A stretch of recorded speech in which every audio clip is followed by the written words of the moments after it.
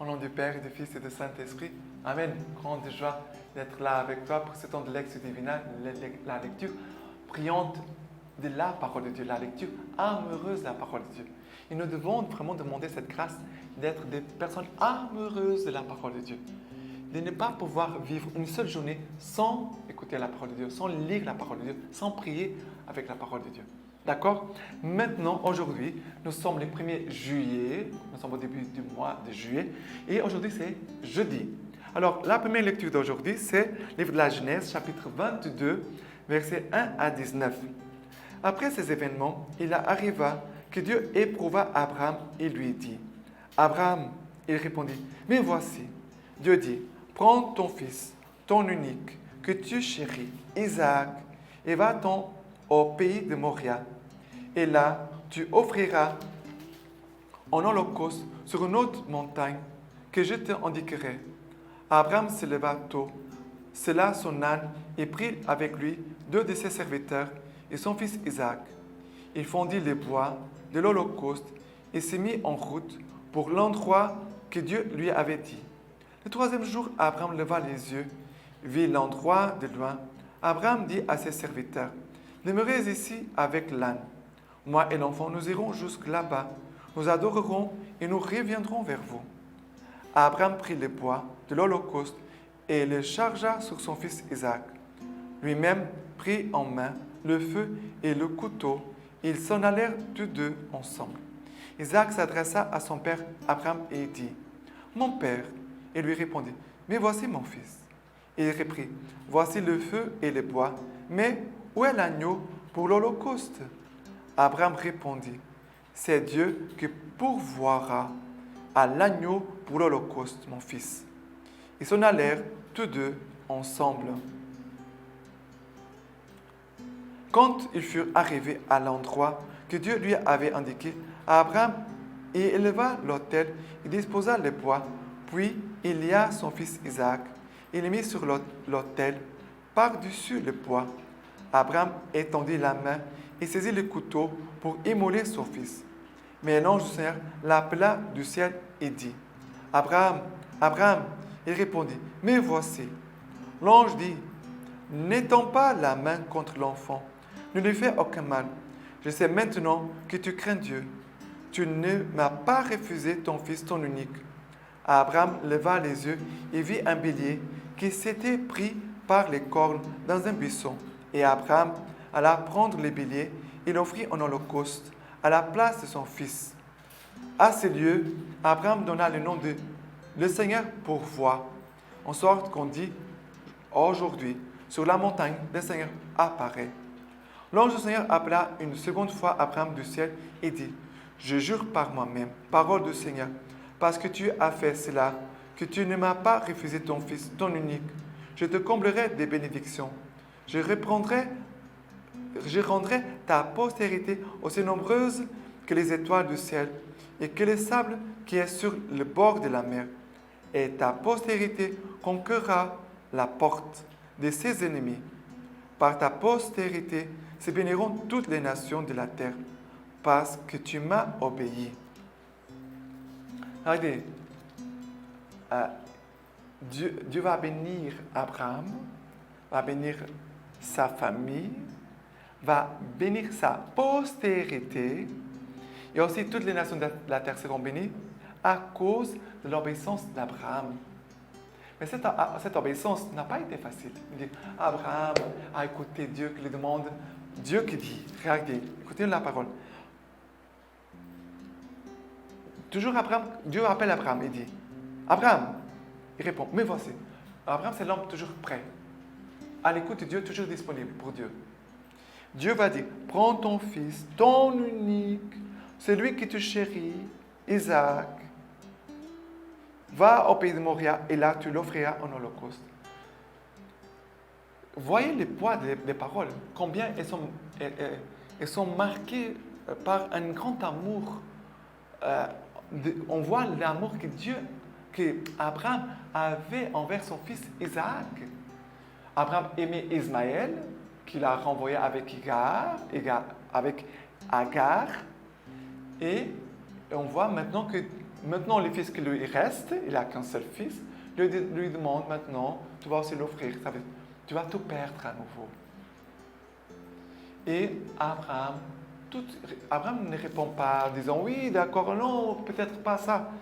Qu'est-ce qui se passe? Abraham se leva tôt, c'est là son âne, prenant avec lui ses serviteurs et son fils Isaac, et part vers la montagne que Dieu l'avait indiquée pour l'offrir en holocauste. Mais ici, ce passage où nous voyons aussi, Isaac va poser la question, papa, nous avons le couteau, nous avons le feu, nous avons le bois, mais où la victime pour l'holocauste? Abraham va dire une phrase qui va être comme une prophétie. Il va dire, c'est Dieu qui pourvoira à l'agneau pour l'holocauste, mon fils. Combien, dans tous ces silences, la douleur qu'Abraham portait, mais en même temps, j'imagine qu'Abraham priait pendant tous ces chemins, Abraham priait, il suppliait Dieu, certainement.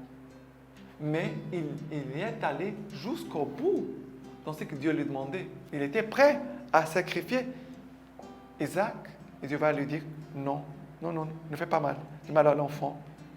Je vois, Dieu dit, je sais maintenant que tu crains Dieu. Tu ne m'as pas refusé ton fils, ton unique. Tu m'aimes, Abraham, plus que ton fils. Tu m'aimes plus que tout. C'est cela ici. Abraham, c'est un homme qui aime Dieu au-delà de toutes choses. C'est le premier commandement, nous disons. Aimer Dieu au-delà de toutes choses. C'est le premier commandement que nous disons. Mais nous disons, et parfois nous ne le vivons pas. Abraham ne savait pas, peut-être pas tous les commandements par cœur, je ne sais pas. Mais une chose est sûre, Abraham, il a obéi. Abraham ne connaissait pas les commandements, parce que les commandements vont être confiés à Moïse. Mais Abraham, c'est un homme qui craint Dieu, qui obéit Dieu et qui aime Dieu, a une confiance inébranlable, absolue. D'accord? Et Dieu va bénir Abraham et son fils va être épargné. Voilà la foi d'Abraham.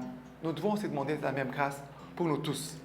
Maintenant, le psaume d'aujourd'hui, c'est le psaume 115 qui nous dit « Alléluia, rendez grâce au Seigneur car il est bon, car éternel est son amour.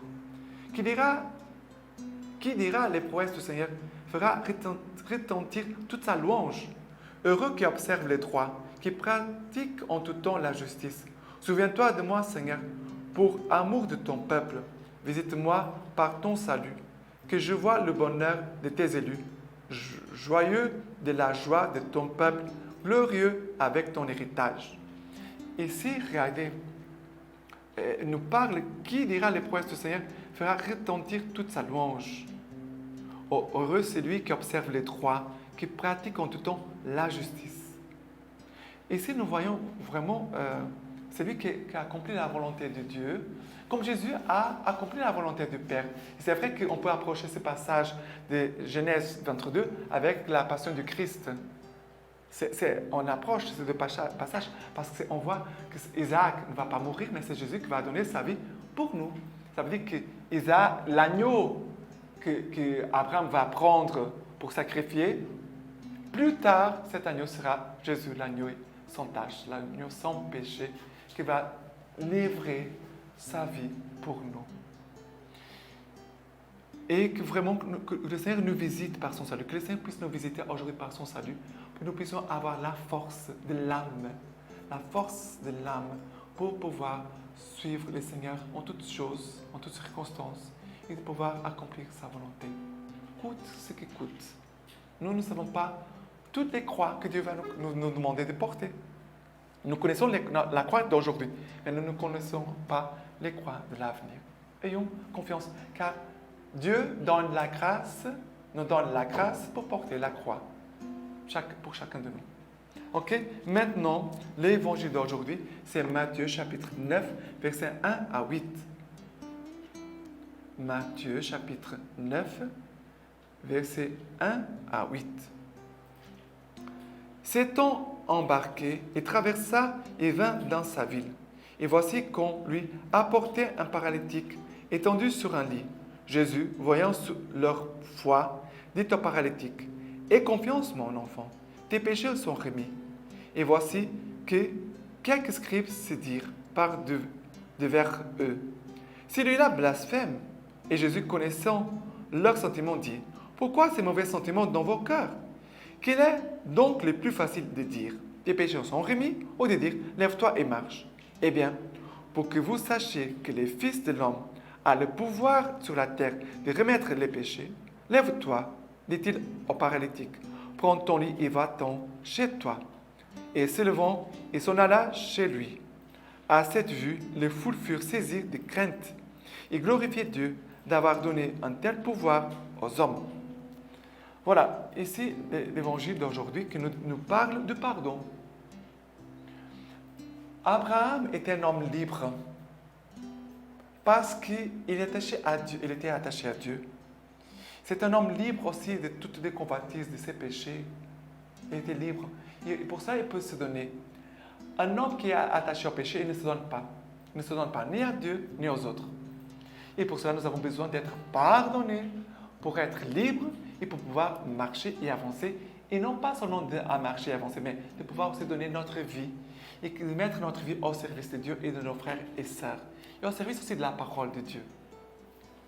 Et les gens ils méprisent Jésus-Christ, ils sont en train de mépriser Jésus. Et il dit, mais celui-là blasphème, Jésus est Dieu. Jésus est en train de faire l'action de Dieu, d'accomplir la volonté du Père. Et Jésus dit, mais pourquoi ces mauvais sentiments dans vos cœurs? Est-ce que tu as des sentiments mauvais dans ton cœur? Est-ce que tu as des mauvais sentiments? Tu dois te délivrer, détacher de ça. Débarrasse-toi des mauvais sentiments. Notre cœur, c'est un tabernacle. Ce n'est pas une poubelle. Le tabernacle, c'est pour garder la présence de Dieu, pour garder la parole de Dieu, l'amour et les choses. Ce qui est de bien. Non pas garder de saleté dans notre cœur. Et cet homme va être pardonné et guéri de sa paralysie. Que le Seigneur vraiment puisse nous communiquer cette force de pardon. C'est pour ça qu'on doit se confesser souvent. Moi, j'aime beaucoup me confesser. On doit se confesser régulièrement et aussi écouter Jésus qui nous dit « Lève-toi et marche. Avance. Avance. » OK? Et maintenant, la lecture patristique d'aujourd'hui, c'est de Saint Jérôme, homélie sur le psaume 41. Comme un cerf altéré qui cherche l'eau vive, ainsi mon âme te désire. Ô mon Dieu, nos baptisés sont pareils à des cerfs qui cherchent l'eau vive, abandonnant l'Égypte et le monde. Ils ont mis à mort Pharaon qui s'est noyé dans la mer. Ils ont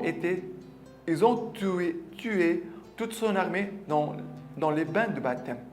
Après l'écrasement du démon, ils désirent les sources de l'Église, les Pères, les Fils et les Saint-Esprit. Sur le Père, qui est une source, il est écrit dans Jérémie, « Ils m'ont délaissé, moi, la source d'eau vive, et ils se sont creusés des citernes lézardées, qui ne gardent pas l'eau. Sur les Fils, il a ce passage, ils ont abandonné la source de la sagesse.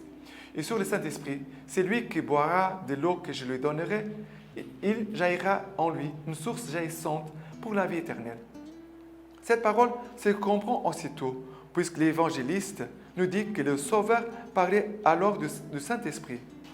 Par ce texte, il est prouvé avec la plus grande évidence que ces trois sources de l'Église correspondent au mystère de la Trinité. C'est elle qui désire l'âme du croyant.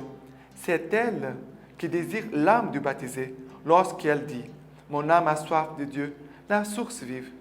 Elle ne s'est pas contentée d'une velléité de voir Dieu. Elle a désiré de toute son ardeur. Elle a eu soif de toute sa brûlure. Avant de recevoir le baptême, les catéchumènes se disaient entre eux « Quand pourrais-je m'avancer et paraître devant la face de Dieu ?» Voici réalisé ce qu'ils demandaient. Ils se sont avancés et ils se sont tenus devant la face de Dieu. Ils ont paru devant l'autel et devant le mystère du Sauveur, admis à recevoir le corps du Christ et régner dans la source vivifiante. Ils disent avec confiance, Je passerai jusqu'à la tente admirable, jusqu'à la maison de Dieu. La maison de Dieu, c'est l'Église. C'est elle la tente admirable, car elle est la demeure des cris de joie et de louanges, de la multitude en fête. Vous qui avez maintenant revêtu le Christ, vous qui avez suivi notre direction, comme les petits poissons suivent l'appât, laissez-vous soulever par la parole de Dieu hors des flots de ce monde et parlez donc ainsi. En nous, les lois de la nature sont changées, car lorsque les poissons sont tirés hors de la mer, ils meurent. Mais nous, les apôtres, nous ont tirés de la mer de ce monde pour que nous passions de la mort à la vie. Tant que nous étions dans le monde, nos regards se perdaient dans le bas-fond. Notre vie s'est passée dans la vase. Maintenant que nous avons échappé au flot, nous avons commencé à voir le soleil, à regarder la vraie lumière. Et bouleversés par une joie immense, nous disons à notre âme, espère en Dieu, car je lui rendrai grâce. À lui, mon Sauveur et mon Dieu. À lui, mon Sauveur et mon Dieu. Maintenant, je laisse la bénédiction par les mains toutes pures de la Vierge Marie. Que Dieu Tout-Puissant vous bénisse et vous garde, le Père, le Fils et le Saint-Esprit. Amen.